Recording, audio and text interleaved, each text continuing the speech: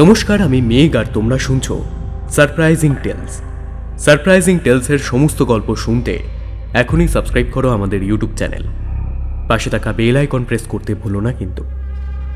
আমরা দেখতে পাচ্ছি তোমরা গল্প শুনছো, কিন্তু আমাদের চ্যানেলটাকে সাবস্ক্রাইব করছো না। এমনটা করো না প্লিজ। তোমরা গল্প শোনো এবং গল্প শোনার পর যদি ভালো লেগে থাকে তাহলে সাবস্ক্রাইব করে পাশে থাকা বেল আইকন প্রেস করতে ভুলো না কিন্তু।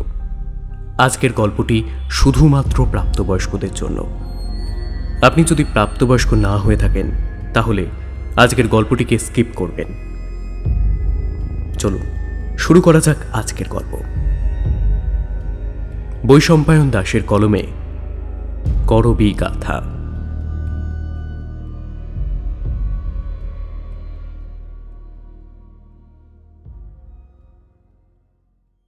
মিলনের তৃপ্তি দুটো শরীর থেকে ক্রমাগত ছড়িয়ে পড়ছে পরিবেশে। কুখ্যাত প্রমোটার এবং সোনা পাচারকারী রাহুল চট্টরাজ নিজের নতুন প্রতিটাকে আয়েশ করে উপভোগ করতে ব্যস্ত।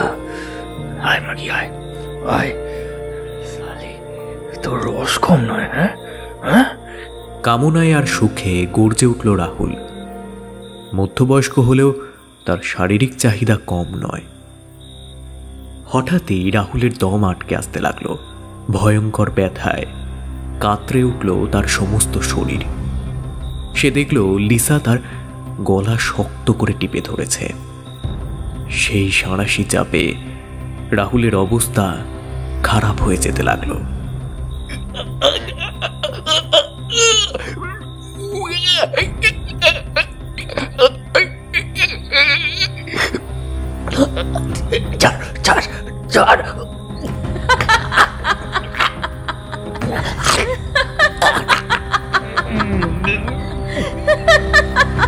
কাতর মিনতি করতে লাগলো রাহুল, কিন্তু লিসা তখন কোনো কথাই কানে নিচ্ছে না।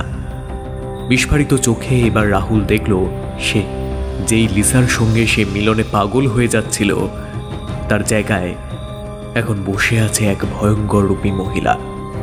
চিনতে পারলি রাহুল? মা, ভয় পাচ্ছিস কেন? আয় আমার কাছে, আয় আয়।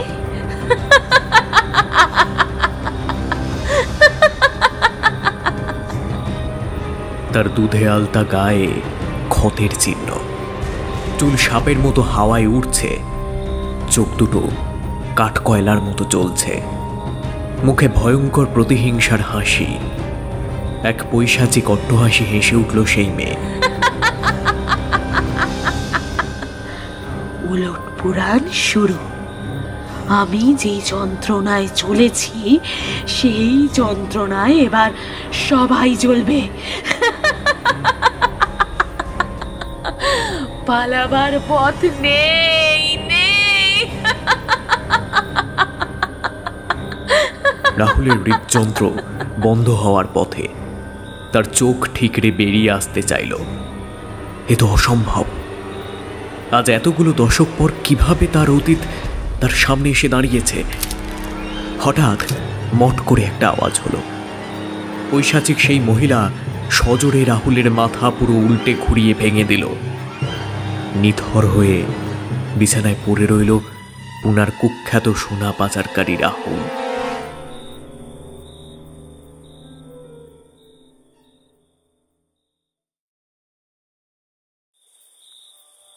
বর্ষপূর্তির রাত। গোটা আলিবাগকে পুরো কুয়াশার চাদর যেন এক লাস্যময়ী প্রেমিকার মতো জড়িয়ে ধরে রেখেছে। কোঙ্কানের মনোরম সমুদ্র সৈকতের কোলে একটা অভিজাত বাংলোর ড্রয়িং রুমে বসে আছেন কবির দাস এবং তার পুরনো বন্ধু মোবারক প্যাটেল।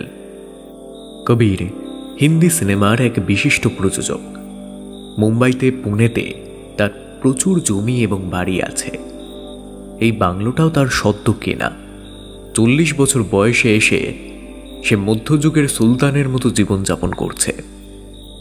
সিগারেট ধোঁয়া ছাড়তে ছাড়তে সে জানলার বাইরে সমুদ্রের দিকে তাকিয়ে একটা তৃপ্তির হাসি হাসল। অনেক কাঠখড় পুড়িয়ে সে এই জায়গায় পৌঁছেছে। এখন তার শুধু বিলাসিতার সময়। গুড্ডু, তোর এই বাড়ি পুরো আগুন ভাই, আর যা মাল এ বাড়িতে আছে এসব জিনিস এত বছরের রাজনৈতিক জীবনেও কোথাও কাউকে খাওয়াতে দেখিনি। এখানে আসাটা আমার সার্থক। নেশাচ্ছন্ন কণ্ঠে বলল মোবারক। বিদেশি মদ পেটে পড়তেই পুরো নেশায় পাট হয়ে গেছে কবিরের এই বিধায়ক বন্ধু এবং বাহুবলী নেতা। কবিরের মুখের হাসি হঠাৎ মিলিয়ে গেল, চোয়াল শক্ত হয়ে গেল তার। মুখে নেমে এলো একটা অন্ধকার ছায়া। গুট্টু, এই নামটা তাকে মনে করিয়ে দিল তার অতীতকে। এমন একটা অতীত যাকে সে বহুকাল আগে আরব সাগরে ভাসিয়ে দিয়েছে। কে প্রযোজক, নিজের পুরনো নাম শুনে গুসা হলে নাকি? বিদ্রুপের স্বরে আবার বলল মোবারক। তোর পেটে আজ একটু বেশি পানি পড়ে গেছে নাকি না মোবারক? যা যা যা, ঘুমোতে যা। মার্জিত অথচ দৃঢ় স্বরে বলল কবির। মোবারক আবার হাসল। সব সলিড জিনিস আছে, বুঝলি তো? শুধু একটা চিকনি মালকে পেলে আজকে রাতটা বেশ রঙিন হয়ে যাবে। সবসময় প্যান্ট দিয়ে না ভেবে একটু মাথা দিয়ে ভাবতে শেখ। যা, তুই এখন ঘুমোতে যা, কাল কথা হবে। বিরক্ত হয়ে বলল কবির। মোবারক এবার বিদ্রুপের স্বরে বলল,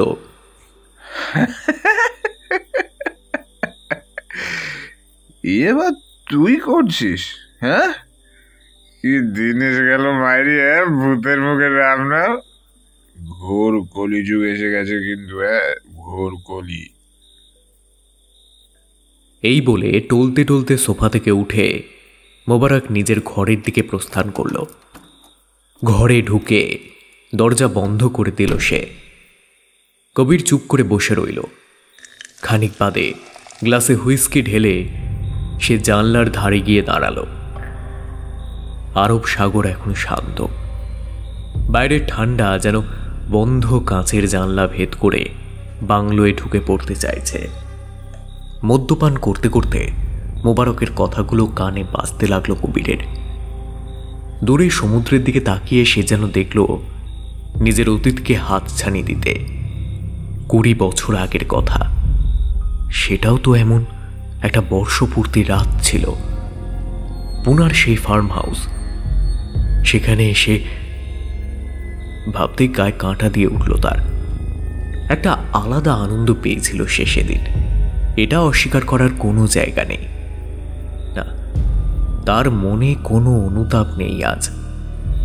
ঠিক করেছিলাম, সালা আজকে হলেও তাই করতাম, দৃঢ় গলায় মন্তব্য করল কবির। তারপর এক ঢোকে সে পুরো হুইস্কিটা শেষ করে দিল। হঠাৎ কবিরের ফোন বেজে উঠল। স্ক্রিনের দিকে তাকাতেই তার মুখে হাসি ফুটে উঠল। ফোনটা রিসিভ করল কবির। বলো।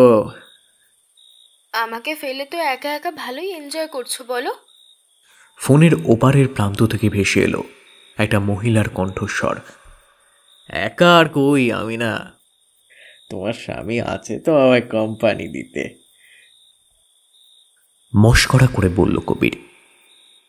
আমি না এবার তাচ্ছিলের স্বরে বলল, সেই বিছানা গরম করার সময় তখনই তো সাহেবের আমাকে মনে পড়ে।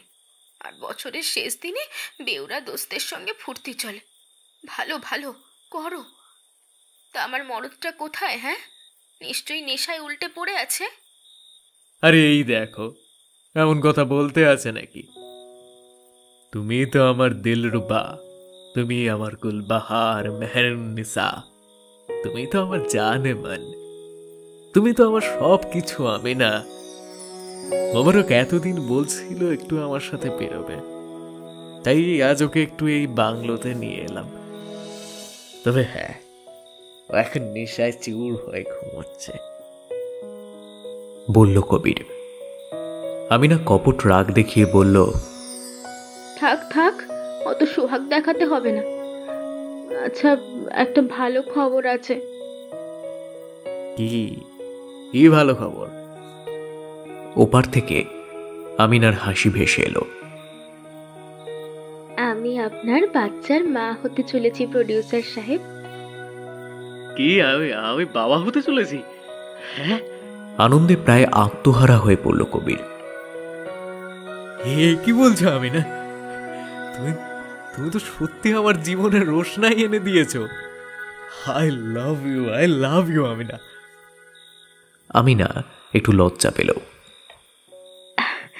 আচ্ছা আচ্ছা, ঠিক আছে, এত তারিফ করতে হবে না। হ্যাঁ, তুমিও এবার একটু আরাম করো। আর কিছুক্ষণ পরেই তো নতুন বছর শুরু হবে। আমি ফোন করব আবার, কেমন? এই নতুন বছরে আমাদের দুজনের জন্য আর আমাদের হবু সন্তানের জন্য শুধুই ভালো হবে। তুমি দেখো। Good night. ফোনটা কেটে গেল। কবির হাসতে হাসতে নিজেকেই বলল,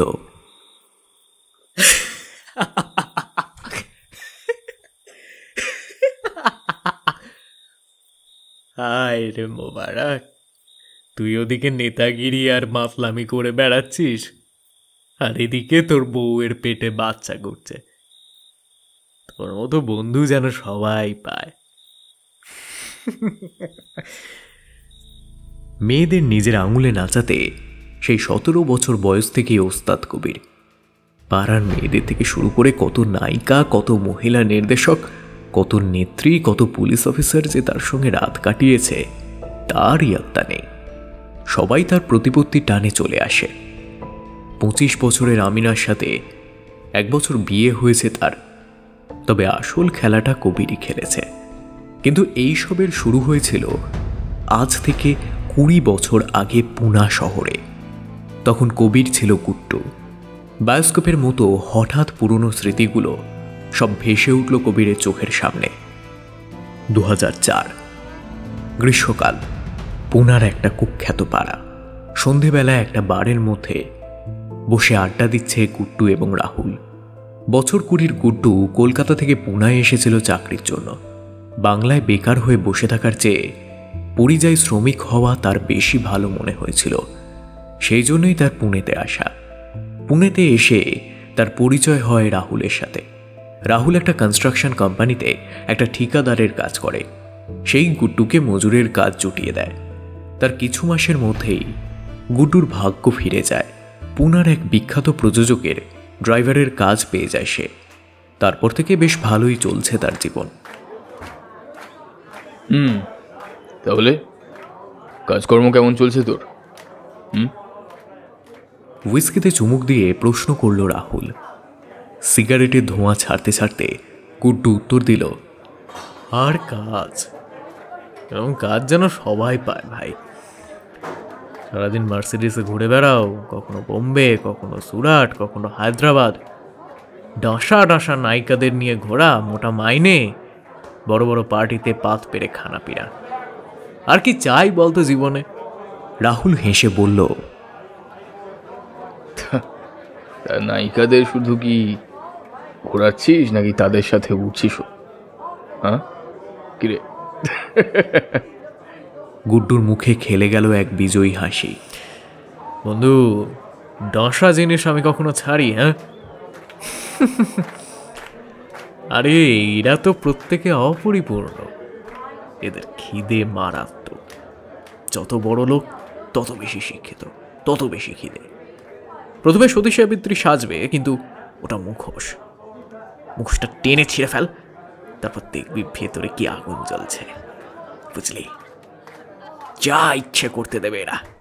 প্রবল তাচ্ছিলের স্বরে বলল রাহুল। তার কথায় সায় দিয়ে গুড্ডুও হাসল। এমন সময় একটা রয়্যাল এনফিল্ড এসে দাঁড়ালো বারের বাইরে। বাইক থেকে নেমে বারে ঢুকলো মোবারক পাটল। ঢুকেই সে গুড্ডু এবং রাহুলকে হাঁক দিল। সালাম বন্ধুরা, আজকে দুজনেই হাজির দেখছি।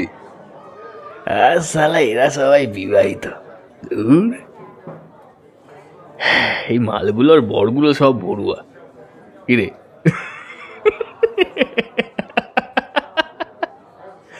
বলল রাহুল। হাসতে হাসতে সোফায় বসে হেলমেটটা খুলে রেখে মোবারক বলল, কি করব বল, লোকসভার ভোট চলছে, তাই পার্টির কাজে জান লাগিয়ে দিতে হচ্ছে। এবার আমাদের পার্টি জিতলে আমার একটা বড় জায়গা ফাঁকা। গুড্ডু এবার বলল, আমাদেরও একটু দেখিস ভাইজান। আরে এটা আবার বলতে হবে নাকি? তোরা আমায় অনেক হেল্প করেছিস, আমি কি তোদেরকে কখনো ভুলতে পারি? তিন বন্ধুই হেসে উঠল। বেশ কিছুক্ষণ আড্ডা এবং মদ্যপানের আসর চলল। সন্ধে গড়িয়ে রাত হলো। মোবারক এতক্ষণে নেশাচ্ছন্ন হয়ে পড়েছে। সে প্রশ্ন করল, এই গুড্ডু, এই তোর বস প্রতাপ চিটনিস এই নির্দল প্রার্থী দাঁড়াবে শুনছি আমাদের লোকসভায়। হ্যাঁ তাই তো শুনছি, পরের সপ্তাহ শেষের দিকে বস নাকি ওই ভোটার ফর্ম টর্ম ভরতে যাবে। মোবারকের মুখ অন্ধকার হয়ে গেল। ধীর কিন্তু দৃঢ় গলায় সে বলল, তোর বসকে ভোটে দাঁড়াতে বারণ কর গুড্ডু। গুড্ডু বিরক্ত হলো। দেড় সালা, এসব ভোট ফোট আমি কিছু বুঝি না, এসব তোদের ব্যাপার। আর আমি ভাই ওই সামান্য ড্রাইভার, আমি বললেও শুনবে কেন? হ্যাঁ। এবার রাহুল প্রশ্ন করল, আচ্ছা মোবারক, তুই কেন চাইছিস বলতো ওই প্রতাপ চিন্তিস ভোটে না দাঁড়াক? নিশ্চয়ই এর পেছনে কিছু একটা গল্প আছে। বল না শালা, হ্যাঁ কি গল্প বল। মোবারক তৎক্ষণাৎ উত্তর দিল, আরে কারণ ওই মাল ভোটে দাঁড়ালে বিরোধী ভোট ভাগ হয়ে যাবে। প্রতাপ তো এমনি করিবতি, ওর স্টার পাওয়ার আছে, কিন্তু ভোটে ভোটে জিততে পারবে না, আর আমাদের পার্টিকে জিততেও দেবে না। রাহুল পাল্টা প্রশ্ন করল, কিন্তু ও যদি জিতে যায় তাহলে তো গাড্ডু আমার তোর সবার একেবারে লাইফ সেট। মোবারক এবার গর্জে উঠল, তুই শালা আমাকে রাজনীতি শেখাবি? হ্যাঁ শালা সোনা পাচার গাড়ি। প্রতাপ শালা হারবে আর আমাদের পার্টিকেও জিততে দেবে না, এ কিছুতেই আমি হতে দিতে পারি না। রাহুল চটে গিয়ে বলল, সোনা পাচারকারী কাকে বলছিস? হ্যাঁ তুই শালা 7 জন্মে আমার মতো কামাতে পারবি? শালা জাহিল। পরিস্থিতি গরম হয়ে যাচ্ছে দেখে গুড্ডু এবার বলল, আচ্ছা আচ্ছা আচ্ছা, তোরা শান্ত হয়ে যা। মোবারক, তুই চাস না বস দাঁড়াক, কিন্তু আমি তো সোজাসুজি সেটা ওকে বলতে পারবো না। তাহলে উপায়? মোবারকের মুখে একটা বিচ্ছিরি হাসি খেলে গেল। সে বলল,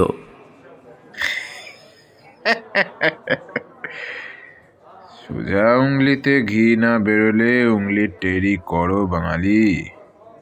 প্রতাপকে ভোটে না দাঁড়ানোর কথাটা ওর বউকে দিয়ে বলা, কি যেন নাম সেই অরচ্চার।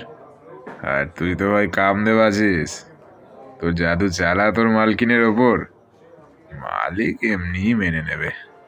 গুড্ডু এবার ভাবতে লাগলো, করবি, বছর 25-এর করবি চিটনিস যেন একটা অপসরা। দুধে আলতা গায়ের রং, কোমর ছাড়িয়ে নেমে গেছে তার ঘন কালো চুল। নীল চোখ দুটোতে যেন লুকিয়ে আছে গোটা ব্রহ্মাণ্ডের রহস্য। গোলাপের পাপড়ির মতো ঠোঁট এবং স্নেহময়ী হাসি যেন ভুলিয়ে রাখে সব দুঃখ। তার শরীর থেকে ঠিকরে পড়ছে কামক উন্মাদনা। তার কোমরের নিপুণ খাঁজ, বৃহৎ বুকের ব্যাকুলতা যেন পুরুষদেরকে বুদ্ধিভ্রষ্ট করে দেয়। যে কোনো পুরুষ হারিয়ে যেতে চাইবে, আত্মসমর্পণ করতে চাইবে তার মধ্যে। কি হে ভাইজান, মালকিনের সামনে হারিয়ে গেল নাকি? নেশাচ্ছন্ন গলায় হেসে প্রশ্ন করল মোবারক। গুড্ডু হারিয়ে গিয়েছিল করবের খেয়ালে। এবার তার সম্বিত ফিরল। স্বাভাবিক গলায় সে উত্তর দিল, প্রস্তাবটা খারাপ দিসনি মোবারক, প্রতাপ করবীর কথা ফেলতে পারবে না। পুরো মালটা চিকনি বউয়ের কথায় পুরো ওঠবোস করবে। ঠিক আছে, আমি আমার খেলা এবার খেলবো। মোবারকের মুখে এতক্ষণে স্বস্তির হাসি দেখা গেল। আমি জানতাম তুই ঠিক আমায় সাহায্য করবি গুড্ডু, কিন্তু আমারও একটা শর্ত আছে, ধীর গলায় বলল গুড্ডু। কি শর্ত? তোর পার্টি ভোটে জেতার পর আমাকে প্রযোজক হওয়ার জন্য সাপোর্ট করবে। আমি এবার চাকরগিরি ছেড়ে সিনেমা করতে চাই, বলল গুড্ডু। হেসে উঠল মোবারক।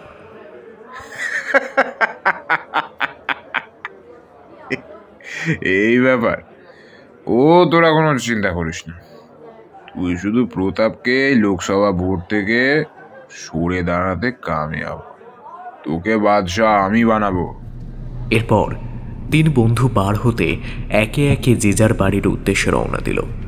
হাইওয়ে দিয়ে যেতে যেতে মোবারকের কথাগুলো বারবার মাথায় বাজতে লাগলো গুড্ডুর। করবীকে দিয়ে সে কাঁটা তুলবে। গাড়ি ছুটে চলল রাতের পুনা দিয়ে। পরের দিন সকাল সকাল চিটনিস বাংলোতে মার্সিডিজ নিয়ে হাজির হলো গুড্ডু। সে দেখল বাংলোর বাইরে বেশ কয়েকটা কালো গাড়ি এবং প্রতাপ বাংলো থেকে হন্তদন্ত হয়ে বেরোচ্ছে। স্যার, আপনি যাবেন না? আজকে তো অফিস। হাঁক দিয়ে প্রশ্ন করল গুড্ডু। প্রতাপ এবার গুড্ডুকে লক্ষ্য করল। সে একটা কালো গাড়িতে উঠতে উঠতে উত্তর দিল, না রে গুড্ডু, আমি মুম্বাই যাচ্ছি। এই সপ্তাহে অফিস যাব না। ভোট নিয়ে খুব ব্যস্ত আছি রে। তোর ম্যাডামকে এই সপ্তাহটা একাই থাকতে হবে, জানিসই তো। ওর খেয়াল রাখিস কেমন? আর কোথাও যেতে চাইলে ঠিকঠাক নিয়ে যাস। ঠিক আছে স্যার, আপনি সাবধানে যান, বলল গুড্ডু। কয়েক সেকেন্ডে সব কটা কালো গাড়ি ধুলো উড়িয়ে চলে গেল। তো বউয়ের আমি খুব সুন্দর খেয়াল রাখবো রে প্রতাপ। মনে মনে বেশ খুশি হলো গুড্ডু। একটা বাঁকা হাসি খেলে গেল গুড্ডুর মুখে। সে এবার বাংলোতে ঢুকল। মালি বাগানে জল দিচ্ছে। কুক হেসেলে রান্নায় ব্যস্ত। কিন্তু করবীকে কোথাও দেখতে পেল না গুড্ডু। হঠাৎ দোতলা থেকে নেমে আসতে দেখল সে করবীকে। একটা সাদা টপ এবং কালো স্কার্ট পরনে। একতলায় গুড্ডুকে দেখতেই সে প্রাণোচ্ছলভাবে বলে উঠল, কিরে গুড্ডু, কেমন আছিস? আপনারা স্যারের আশীর্বাদে খুব ভালো আছি ম্যাডাম। মিকি বিনয়ী সুরে গুড্ডু জবাব দিল। কটমট করে তাকিয়ে এবার করবী বলল, ম্যাডাম ট্যাডাম বললে তোর সাথে আর কথাই বলবো না। হ্যাঁ, দিদি বলবি আমায়। তোর থেকে মাত্র 5-6 বছরের তো বড় আমি। জিভ কেটে গুড্ডু বলল, ছি ছি, অত দুঃসাহস আমার নেই। করবী এবার গুড্ডুর কাছে এসে তার পিঠে হাত রেখে বলল, আমি অত ঠুনকো মানুষ নই গুড্ডু। তুই আমাদের এত বিশ্বস্ত একজন লোক।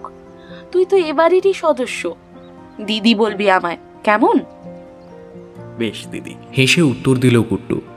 কিন্তু তার ভিতরে যেন তখন লাভা উতলে পড়ছে। এত কাছে কখনো করবী আসেনি তার। করবীর গন্ধে সে মাতোয়ারা হয়ে যাচ্ছে। তার হাতের স্পর্শে তার শরীরে আন্দোলন শুরু হয়েছে। শরীরের দক্ষিণে শিথিলতা আস্তে আস্তে শক্ত হচ্ছে অনুভব করল গুড্ডু। কোনোক্রমে নিজেকে সামলে সে এবার জিজ্ঞাসা করল, দিদি, তুমি কোথাও ঘুরতে যাবে নাকি? স্যার আমাকে যাওয়ার সময় বলে গেল। হ্যাঁ রে, আমি এই সপ্তাহে একটু লোনাভলা এবং তারপর পার্শ্ববর্তী এলাকায় ঘুরতে চাই। তুই নিয়ে যাবি আমায়? দুজনে মিলে বেশ ভালো ঘোরা হবে কিন্তু। এ তো দারুণ ব্যাপার। নিশ্চয়ই নিয়ে যাব তোমায়। তুমি হুকুম দেবে আর আমি তোমার সেবা করব। করবী ঠিক করলো সেদিন সন্ধ্যায় তারা রওনা দেবে। সন্ধেবেলায় পুনা থেকে করবীকে নিয়ে রওনা দিল গুড্ডু। লোনাভালাতে তারা পৌঁছল রাতের দিকে। হোটেল আগেই বুক করা ছিল, তাই সব নির্বিঘ্নেই হলো। নৈশভোজ সেরে যখন গুড্ডু নিজের ঘরের দিকে যাচ্ছিল, তখন হঠাৎ তার নজরে পড়ল করবীর গলার চারপাশে একটা দগদগে লাল দাগ। কৌতূহল হলো গুড্ডুর। সে প্রশ্ন করল, দিদি, তোমার গলায় কি হয়েছে? কোনো র্যাশ নাকি? করবী থমকে দাঁড়ালো। তার হাসি মুখে এবার অন্ধকার ঘনিয়ে এলো। গুড্ডু বেগতিক বুঝল, মাফ করো দিদি, আমার এমন প্রশ্ন করা উচিত হয়নি। আমি এবার ঘরে যাই। গুড নাইট দিদি। গুড্ডু তার নিজের ঘরের দিকে এগিয়ে যাচ্ছিল, এমন সময় করবী তার কাঁধ খামচে ধরে বলল, দাঁড়া। গুড্ডু দাঁড়ালো। সে ভালো করে দেখছে করবীকে। মেয়েটার চোখের কোণে চিকচিক করছে জল। গুড্ডু মেকি সহানুভূতির স্বরে বলল, দিদি, তুমি কাঁদছো কেন? এসো এসো, ঘরের ভেতরে এসো, আমার ঘরে চলো। করবীকে নিয়ে সে নিজের ঘরে ঢুকল। ঘরে ঢুকতেই করবী সজোরে জড়িয়ে ধরল গুড্ডুকে এবং কাঁদতে শুরু করল। কাঁদতে কাঁদতে সে বলল,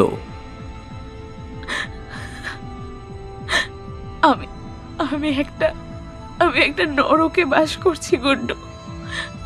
প্রতাপ দুনিয়ার সামনে অনেক ভালো মানুষ, কিন্তু আমায় সে একটা খেলনা মনে করে। স্ত্রীর সম্মানটুকু আমি পাই না জানিস। আমাকে আমাকে নিজের শারীরিক চাহিদা মেটানোর একটা মাধ্যম মনে করে ও।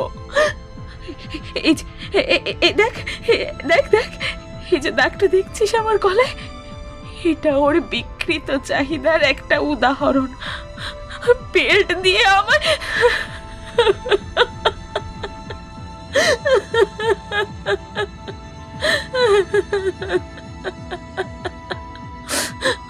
কথাটা শেষ করতে পারল না করবি। গুড্ডুকে জড়িয়ে ধরে এসে কাঁদতে লাগলো। ভিজে যেতে লাগলো গুড্ডুর শার্ট। গুড্ডুর মনে তখনও আনন্দের বাঁধ ভেঙেছে। তার শিকার যে এমন করুণ পরিস্থিতিতে আছে সেটা সে কল্পনাও করেনি। একে দিয়ে প্রতাপকে নিরস্ত্র করা খুব একটা কঠিন হবে না বুঝল গুড্ডু। এ কি বলছো দিদি, স্যার তো তোমায় এত ভালোবাসে? প্রশ্ন করল গুড্ডু। নিজেকে খানিকটা সামলে নিয়েছে করবি। সে বলল,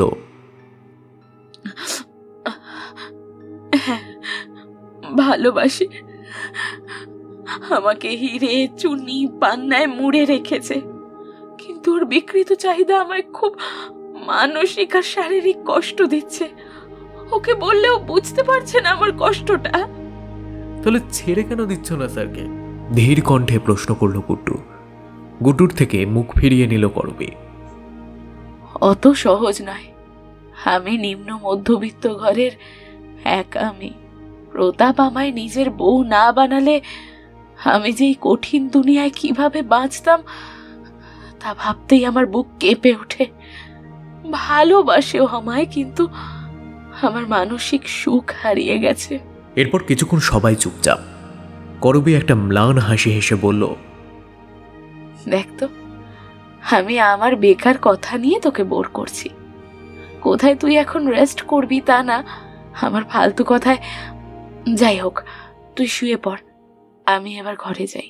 করবি গুড্ডুর দিকে ফিরে দরজার দিকে যাচ্ছিল, সঙ্গে সঙ্গে পিছন থেকে একটা হ্যাঁচকা টানে করবিকে নিজের বাহু পাশে বন্দি করে নিল গুড্ডু। যদি আমি তোমায় না যেতে দিই, ফিসফিস করে করবির কানের কাছে মুখ এনে বলল গুড্ডু। করবি হতভম্ব হয়ে গেল। তার সারা শরীরে বিদ্যুৎ খেলে গেল। গুড্ডুর পেশিবহুল মেহনতি শরীরের গন্ধ, তার মুখে নিকোটিনের কড়া গন্ধে করবি শরীরের মধ্যে একটা আলাদা অনুভূতি জাগিয়ে তুলল। আবার প্রশ্ন করল গুড্ডু, কি হলো, উত্তর দাও। যদি আমি তোমায় না যেতে দিই? আমতা আমতা কাঁপা কাঁপা স্বরে করবি বলল, কি কি হচ্ছে গুড্ডু? আমায় ছাড়, আমায় ঘরে যেতে হবে। অনেক অনেক রাত হয়ে গেছে। করবির পেটের ওপর গুড্ডুর পেশিবহুল হাতের ঘেরাটপ আরো শক্ত হলো। সে বলল, আজকে তোমার ঘরে যেতে আমি দেব না। তোমার মতো মেয়েকে ধীরে ধীরে একটু একটু করে ভালোবাসায় ভরিয়ে দিতে হয়, প্রেমের বর্ষা করতে হয়। আজ আমি সেই বর্ষা করব তোমার ওপর, তোর সব কষ্ট ভুলিয়ে দেব। এই বলে গুড্ডু ধীরে ধীরে চুমু খেতে লাগলো করবির গলায়। করবির পা কাঁপতে লাগলো, তার হৃদস্পন্দন বেড়ে গেল। এক পরপুরুষ, তার ড্রাইভার তাকে আদর করছে। পতিব্রতা স্ত্রীর সেটা সহ্য করা কখনোই উচিত নয়, কিন্তু করবির শরীর ও মন চাইছে গুড্ডু যেন না থামে। গুড্ডু এক টানে নিজের জামাকাপড় খুলে ফেলল, তারপর ধীরে ধীরে নির্বস্ত্র করল তার মালকিনকে। করবির সব লজ্জা আস্তে আস্তে মিলিয়ে গেল। সে ঝাঁপিয়ে পড়ল গুড্ডুর শরীরের ওপর, বিছানায় নিয়ে গিয়ে ফেলল গুড্ডু করবিকে। তারপর ওর আঙুল ছুঁয়ে গেল করবির শরীরের প্রত্যেকটা গোপন ভাঁজ। তারপর শুরু হলো আদিম খেলা। তার সুখের গোঙানি সাক্ষী থাকল তার দীর্ঘদিন পর খুঁজে পাওয়া পরিপূর্ণতার। সারা রাত চলল সেই আদিম খেলা। ঘামের গন্ধে ভরে উঠল সারা ঘর। ঘরের প্রত্যেকটা কোণের ছড়ানো ছিটানো আসবাবপত্র সাক্ষী থাকল তাদের মিলনের।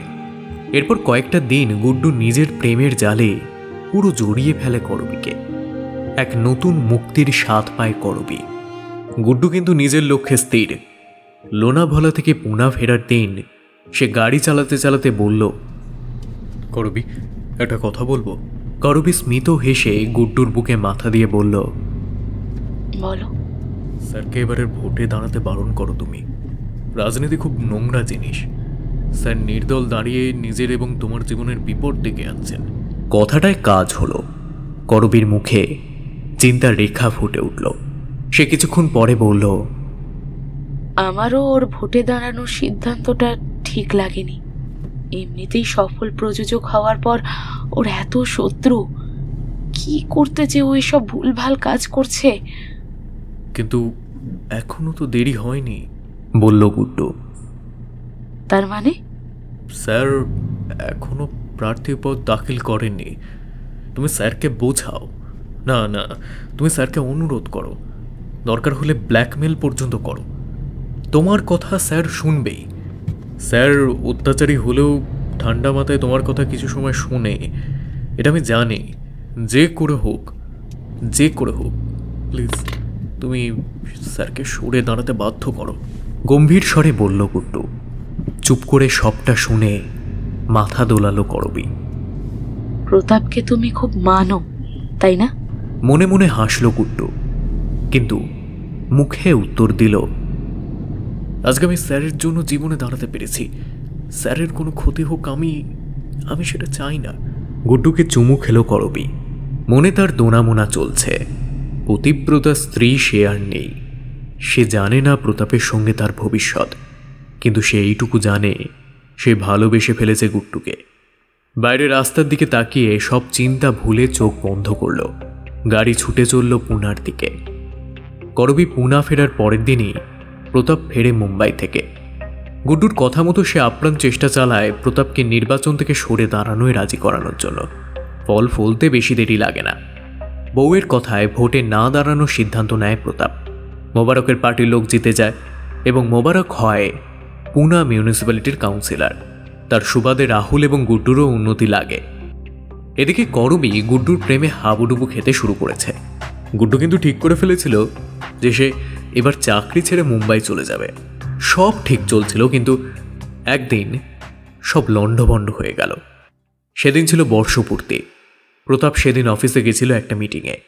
গুড্ডুকে বাড়িতে থাকতে বলেছিল সে। করবিকে তার ফার্ম হাউসে নিয়ে যাওয়ার কথা বলেছিল প্রতাপ। গুড্ডু বাগানে বসে বলেছিল, লাইফ পুরো সেট হয়ে গেল ভাই। হ্যাঁ?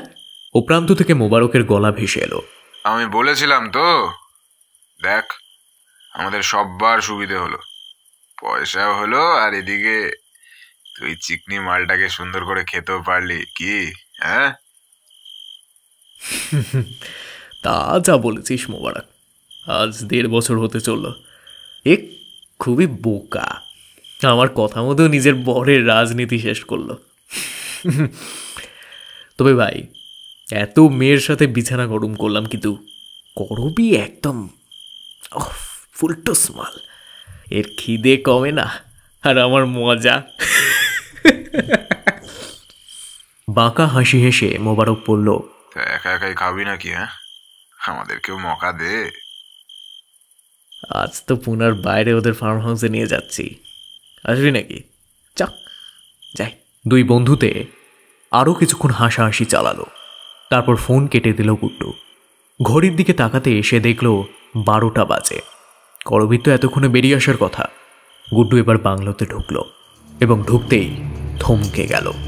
তার সামনে দাঁড়িয়ে করবী। মেয়েটার চোখ দুটোয় আগুন জ্বলছে।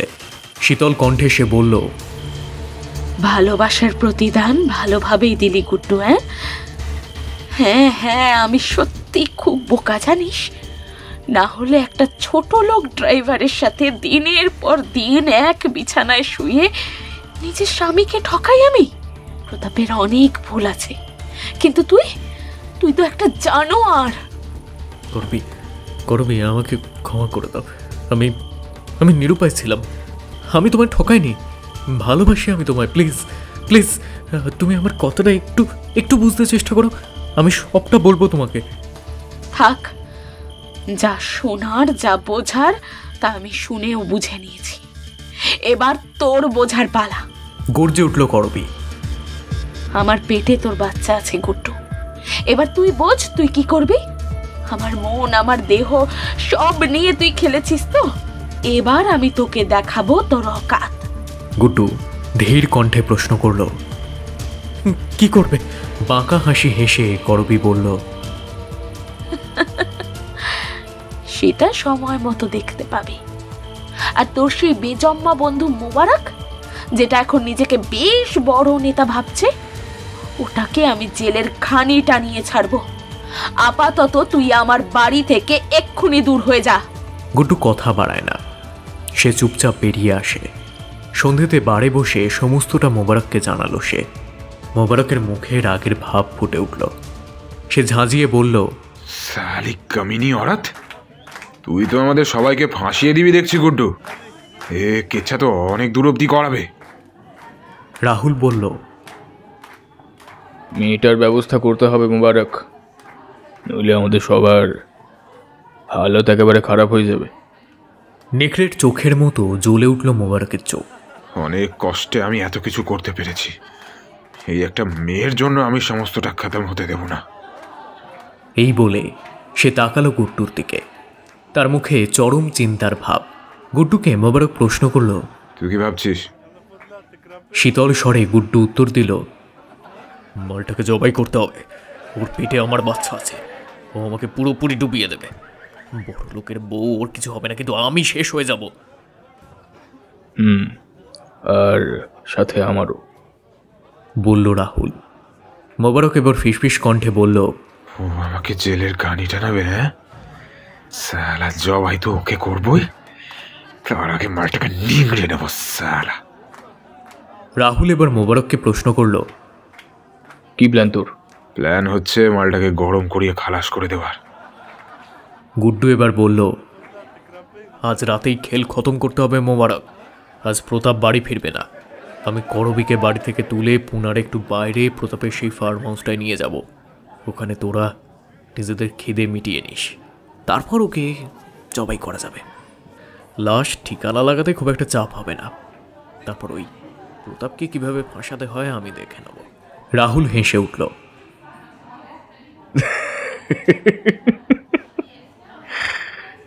তার মানে আজ রাত পুরো রঙিন হয়ে যাবে, তাই তো? মোবারক বলল, আর সময় নষ্ট করিস না, কাজে লেগে পড়। গুড্ডু দুজনকে ফার্ম হাউসের অ্যাড্রেস দিয়ে বেরিয়ে গেল বার থেকে। মধ্যরাত। ফার্ম হাউসের একটা ঘরে বাতি জ্বলছে। করবীর শরীরে বিন্দুমাত্র সুতো নেই। একে একে রাহুল এবং মোবারক তাকে শারীরিক অত্যাচার করে চলেছে। তার শরীরের চারিদিকে কালশিটে ক্ষত চিহ্নের দাগ। অপলক দৃষ্টিতে সে তাকিয়ে রয়েছে সিলিংয়ের দিকে। প্যান্টের চেন আটকাতে আটকাতে বিচ্ছিরি হেসে উঠল মোবারক। কিরে, আমাকে জেলের ঘানি টানাবি বলেছিলিস না? টানা টানা এবারে।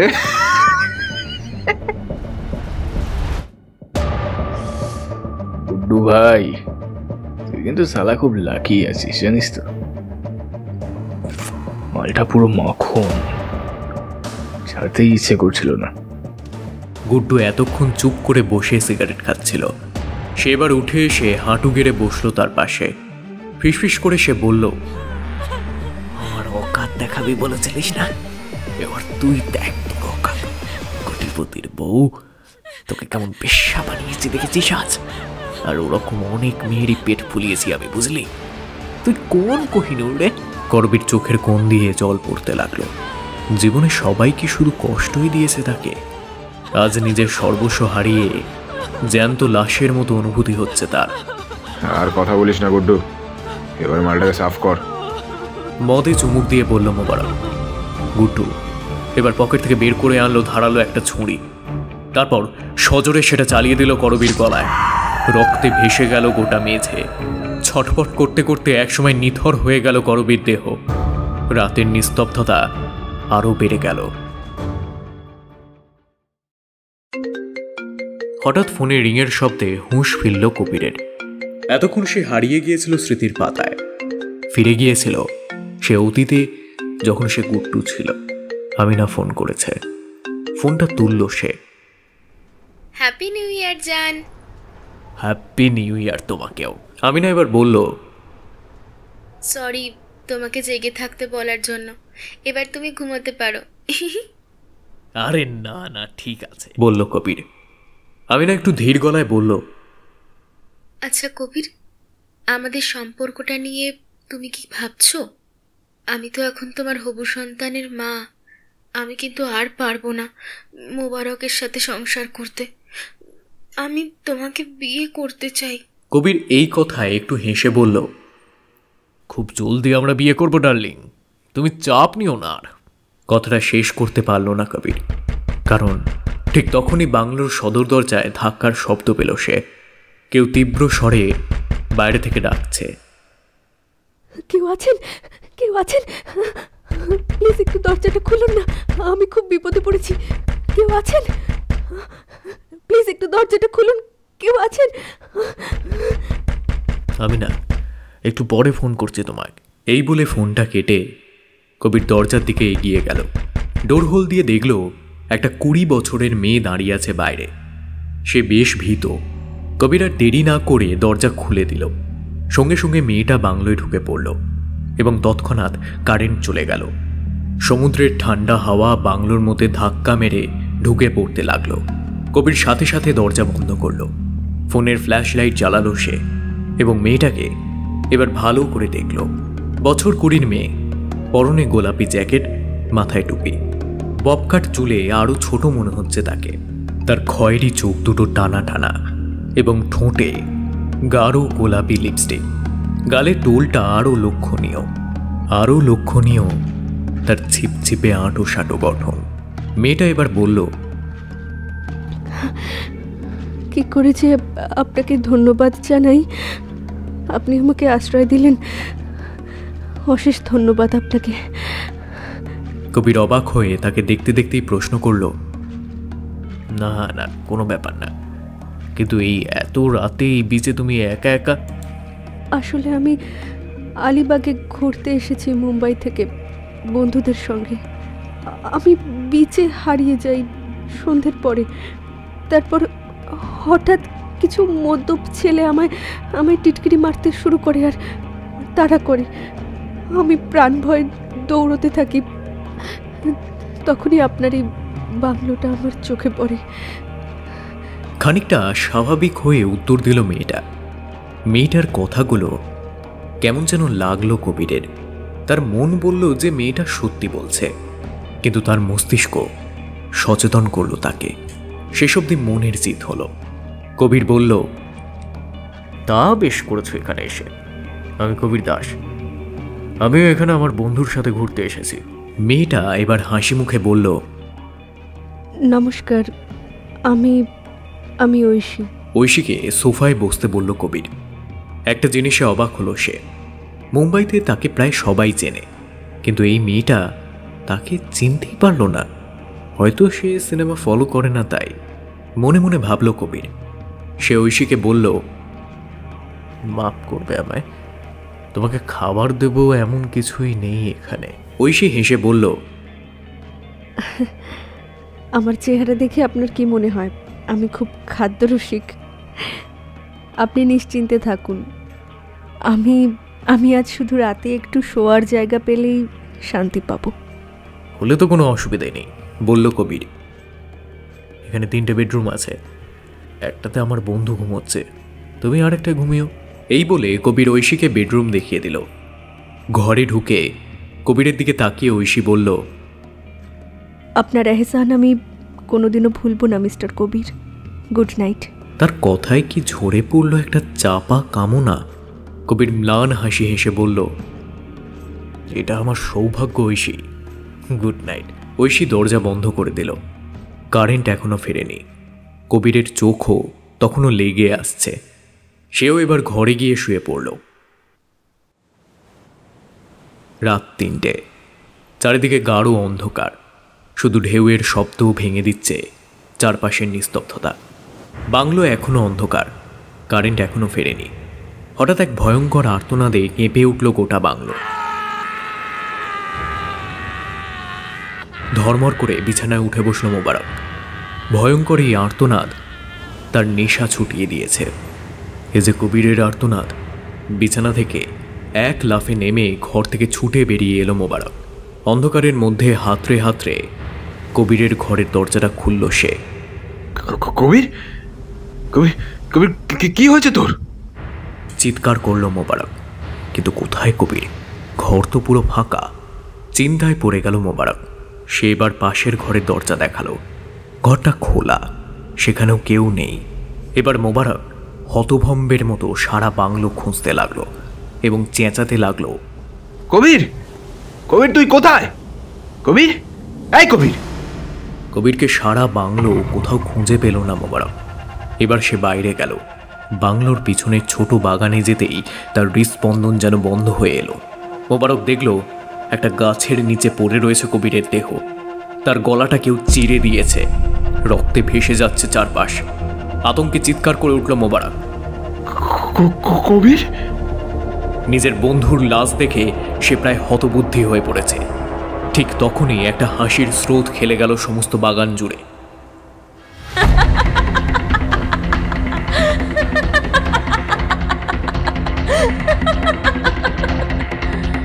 মোবারক, ভোগ করবি না আমায়? হ্যাঁ? ভয়ের হিমেল স্রোত বেয়ে গেল মোবারকের সারা শরীর দিয়ে। এই যে করবীর কণ্ঠস্বর, কিন্তু এ কি করে সম্ভব? মোবারক দৌড় লাগালো বাংলোর ভিতরে।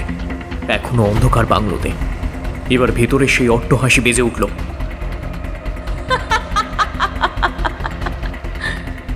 ভয় পাচ্ছিস কেন? আমার ওপর অত্যাচার করার সময়, আমাকে মেরে ফেলার সময় তো ভয় পাসনি। আয়, আমার কাছে আয়, আয়। না, না, আমি ছেড়ে দে, আমি ছেড়ে দে! চিৎকার করে উঠল মোবারক। দিক বিদিক জ্ঞান শূন্য হয়ে সে ছুটে বেড়াতে লাগলো বাংলো থেকে। অমনি সঙ্গে সঙ্গে তার সামনে হঠাৎ প্রকট হলো এক নারী মূর্তি। তার সারা শরীর ক্ষত চিহ্নে ভর্তি, গলায় ছুরির ক্ষত। হৃৎপিণ্ড যেন এক লহমার জন্য থেমে গেল মোবারকের। করবি? হিংস্র কণ্ঠে গর্জে উঠল করবি। হ্যাঁ, আমি। মনে পড়ে মোবারক সেই রাতের কথা?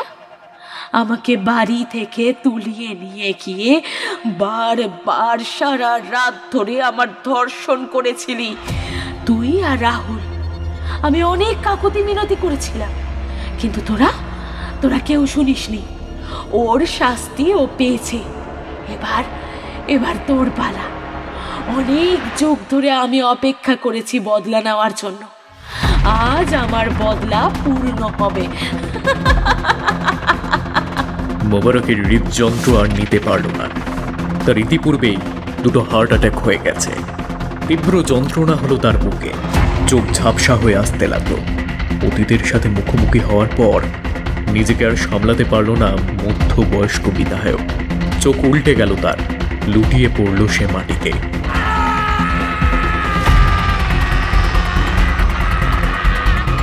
শেষ আর্তনাদ করে নিথর হয়ে গেল মোবারকের দেহ।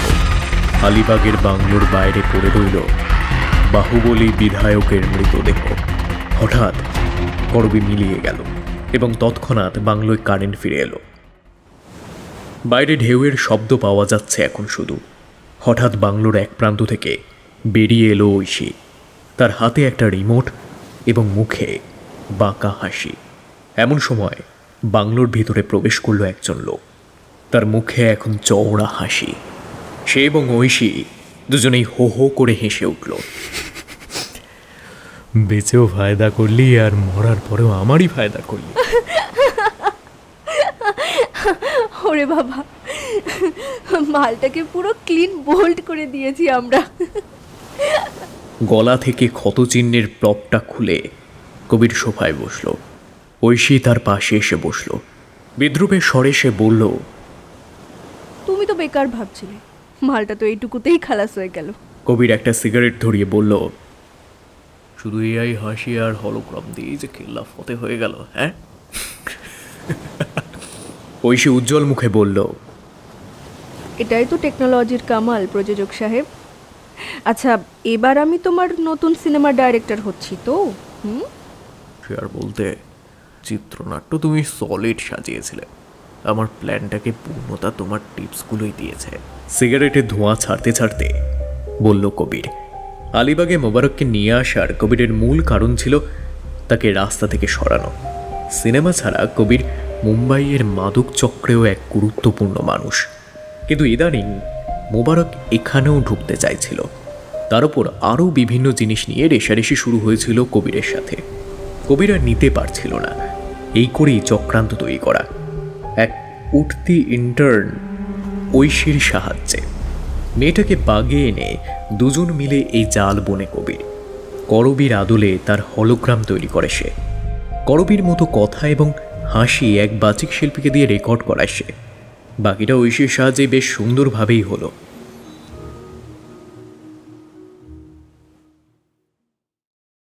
রাতের শেষ প্রহর, গাড়ি ছুটে চলছে হাইওয়ে ধরে। স্টিয়ারিং ধরে থাকতে থাকতে অতীতের দিনগুলো আবার ভেসে উঠছে কবিরের সামনে। করবীকে খুন করার পর ওর লাশকে ফার্ম হাউসে পুঁতে দেয় ও। প্রতাপকে সে বলেছিল যে সেদিন করবী তাকে ছাড়াই নিজের মতো করে চলে গেছিল। শুরু হয় পুলিশি তল্লাশি। তার বেশ কিছু মাস পরে প্রতাপের ফার্ম হাউস থেকে উদ্ধার হয় করবীর পচা গলা অবশেষ। নিজের একটু পরিচয় কাজে লাগায় পুলিশি মহলে। স্ত্রীর খুনের দায় জেলে ভরতে অসুবিধা হয়নি প্রতাপকে। তারপর তার সমস্ত সাম্রাজ্যের ওপর হক জন্মায় কবিরের। সেই থেকে তার ক্রমশ উত্থান। মনে একটা আলাদা তৃপ্তি পেল কবির। কিছু সপ্তাহ আগে রাহুলের খুনের খবর পেতেই সে ঐশীকে নিয়ে মোবারককে শেষ ফন্দি আঁটতে শুরু করে। একটা উর্বর চিত্রনাট্য তৈরি করে সে করবীর প্রেতাত্মাকে নিয়ে। এবার আমিনাকে বিয়ে করে মোবারকের সব কিছু সে নিজে ভোগ করবে, আরও শক্তিশালী হয়ে উঠবে। আর ঠিক সময় মতো আমিনাকেও দরকার হলে তোমাকে ছাড়া আমি পথের কাঁটা সরাতেই পারতাম না ঐশী। তোমাকে দেখে কিন্তু বোঝাই যায় না এই মিষ্টি মুখটার পেছনে লুকিয়ে আছে একটা ধূর্ত মহিলা। ঐশী জানলার বাইরে তাকিয়ে উত্তর দিল, কোনটা মুখ আর কোনটা মুখোশ সেটা বোঝা খুব শক্ত কবিরবাবু। কখন যে শিকারে পরিণত হবে সেটা বলা যায় না।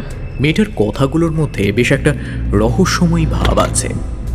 কবির বলল, আমার পরের ছবির ডিরেক্টর কিন্তু তুমিই হচ্ছ। তোমার যেরকম খুশি সেইভাবে সিনেমা তৈরি করো, যত টাকা লাগবে আমি দিতে প্রস্তুত। আমাদের জুটি কিন্তু দারুণ জমবে। আমাদের জুটি কিন্তু কালজয়ী হবে, মন্তব্য করল ঐশী। হঠাৎ গাড়ি থেমে গেল। বেশ কিছুক্ষণ চেষ্টা করার পরেও স্টার্ট করতে পারল না কবির। সে ঐশীকে বলল, মনে হচ্ছে ইঞ্জিনে ঝামেলা হয়েছে, আমি দেখছি। তাড়াতাড়ি করো কিন্তু, বলল ঐশী। ঠান্ডাটা এখানে খুব বেশি, চারিদিকে ঘন কুয়াশা। গাড়ির বনেটটা খুলতেই কবিরের মুখে খেলে গেল একটা চেনা ক্রূর হাসি। মোবারক গেছে, এবার ঐশীর পালা। মনে মনে কবির বলল, সালা নির্দেশক হবে আমার ছবির। আমি ঘাসে মুখ দিয়ে চলি নাকি? একদিন আমাকে ব্ল্যাকমেল করা শুরু করবি আর আমি কি বুঝতে পারবো না নাকি? মোবারককে হাঁটাতে সাহায্য করেছিস আর আমি নাকি তার জন্য তোর কাছে কৃতজ্ঞ থাকবো। এবার তুইও চিরনিদ্রায় শুয়ে পড়। কবির পকেট থেকে ধীরে ধীরে নিজের ছুরিটা বার করলো। এটা দিয়েই সে করবীকে শেষ করেছিল 20 বছর আগে। আজ আবার এটা কাজে লাগতে চলেছে। দূরে খাদের দিকে তাকালো কবির। ঐশীকে শেষ করে গাড়িটা সোজা সে ঠেলে দেবে ওই খাদে। বনেটটা বন্ধ করলো এবার কবির এবং সঙ্গে সঙ্গে চমকে গেল। কোথায় ঐশী? সিট তো খালি। গাড়ির ভেতরটা দেখতে ঢুকলো কবির এবং সাথে সাথে তার চোখ বিস্ফারিত হয়ে গেল। পিছনের সিটের নিচে পড়ে আছে ঐশীর দেহ। তার মাথাটা পুরো পিছন দিকে ঘুরিয়ে দেওয়া হয়েছে। ঠিক তখনই কবিরের কানের কাছে ফিসফিসিয়ে একটা কণ্ঠস্বর বলে উঠল, মনে আছে আমাকে? হ্যাঁ। সঙ্গে সঙ্গে ঘুরে বসলো কবির। তার পাশের সিটে বসে আছে করবী। আবার সে হাসি মুখে বলল, কি রে গুড্ডু, এতগুলো বছর ধরে অপেক্ষা করেছি আমি তোর জন্য, তোর সাথে আবার মিলিত হওয়ার জন্য। আমায় দেখে তুই ভয় পাচ্ছিস? না না না না, এ হতে পারে না, এ হতে পারে না। তুই তুই তুই কি করে ফিরে এলি? তুই ফিরে আসতে পারিস না। তুই মরে গেছিস। আমি আমি নিজে তোকে মেরেছি। তুই কি করে ফিরে আসতে পারিস? চিৎকার করে উঠল কবির। অট্টহাসিতে ফেটে পড়ল করবীর প্রেতাত্মা। আমি ফিরে এসেছি নিজের লাঞ্ছনার বদলা নিতে। রাহুলকে নিজের হাতে শাস্তি দিয়েছি, আর মোবারককে তো তুই নিজেই শেষ করলি। এবার তোকে আমি নিয়ে যাব। আমার পেটে তো তোর বাচ্চা আছে গুড্ডু। আমরা আবার এখন বেঁচে থাকতে আমি যা পাইনি, এবার সেটা আমি পাবো। Hi Guddu, hi hi. Kabir গাড়ি থেকে বেরোনোর চেষ্টা করলো, কিন্তু সে কিছুতেই জানলা দরজা কিছুই খুলতে পারল না। হঠাৎ কবির দেখল তার হাতে ধরা ছুরিটা তার নিজের গলার দিকে ধীরে ধীরে এগিয়ে আসছে। কিছুতেই সে সেটা সরাতে পারছে না। বৃথা হুটোপুটি করিস না গুড্ডু, আজ আমাদের এক হওয়ার দিন। শীতল কণ্ঠে বলে উঠল করবী। কবিরের চোখ ভারী হয়ে আসতে লাগলো। জীবনের সমস্ত পাপ ভেসে উঠল বায়োস্কোপের মতো তার চিত্তে। ছুরিটা একদম গলার কাছে চলে এসেছে। পর মুহূর্তে সেটা কবির চালিয়ে দিল। তার গলা থেকে গল গল করে রক্ত বেরিয়ে এসছে। ভেসে গেল গাড়ির জানলা, স্টিয়ারিং এবং সিট। কাটা মুরগির মতো ছটফট করতে করতে নিথর হয়ে গেল বিশিষ্ট প্রযোজক কবির দাস। গাড়িতে পড়ে রইল ঐশী এবং মোবারকের লাশ। ধীরে ধীরে করবীর আত্মা মিলিয়ে যেতে লাগলো। মুক্তি, মুক্তি, চির মুক্তি, মুক্তি বলে উঠল করবী। ভোর হয়ে আসছে। কুয়াশার চাদর ভেদ করে সূর্যের প্রথম কিরণ এসে পড়েছে পুনাগামী পাহাড়ি হাইওয়েতে। নতুন বছর নতুন শুরুর সন্দেশ নিয়ে এসেছে। করবী মুক্তি পেল। তার সমস্ত দুঃখ, সমস্ত কষ্টের প্রতিশোধ নিয়েছে সে। অপ্সরার মতো সেই প্রাণোচ্ছল মেয়েটা মিলিয়ে গেল পঞ্চভূতে।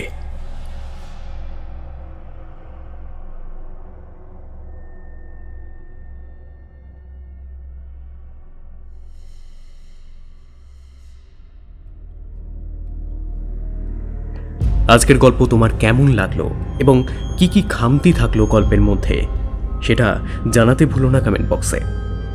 তাহলে আজকের মতো আসি, দেখা হবে অন্য কোনো গল্পে। Good night.